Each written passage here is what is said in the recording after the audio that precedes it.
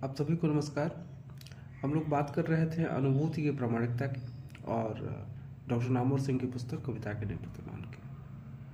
उसी क्रम में दूसरे वीडियो से आगे बढ़ते हैं।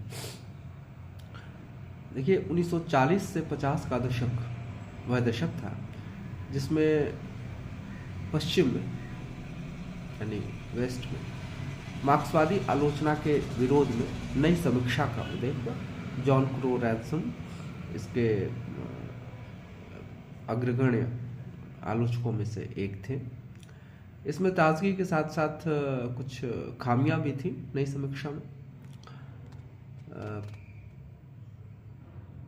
कविता के नए प्रतिमान में लेखक पश्चिमी काव्य मूल्यों के यानी नई समीक्षा जो आंदोलन है उसके अंधाधुंध अनुकरण से बचता है और यूं भी कह सकते हैं कि यह अंधाधुंध अनुकरण के खिलाफ एक संतुलित प्रयास है या उन्हीं काव्य मूल्यों को स्तरों में दबाकर लेजिटिमाइज करने की कोशिश। यह सवाल जो है वो गहरे बैठकर ही हल किए जा सकते हैं। सतही स्तर की छानबीन यानी कविता के नए प्रतिमान की सतही स्तर की छानबीन जो है वो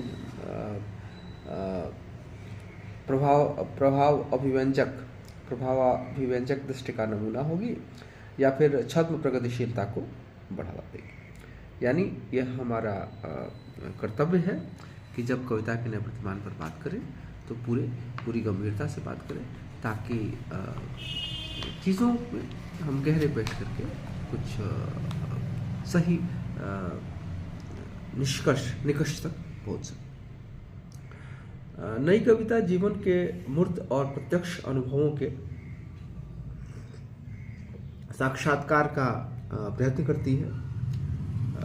नए कवि अपनी ज्ञान सीमा में आए सत्यों को अनुभूत कर कविता में अभिव्यक्त करते हैं। जैसे कि एक कवि का लिखना है कि जितना तुम्हारा सच है उतना ही कहो। तुमने अपनी बाहों में आकाश को बांध लेना चाहा था, यानी प्रगतिवादी कविता पर व्यंग करते हैं। तो ये जो अपना सच है उसी को कहने का प्रयत्न है, यानी अपनी ज्ञान सीमा में आए सत्य को अभिव्यक्त करने का कविता में प्रयास है। दूसरे शब्दों में कहें तो ये कवि आत्मान्वेषण की कोशिश भी करते हैं।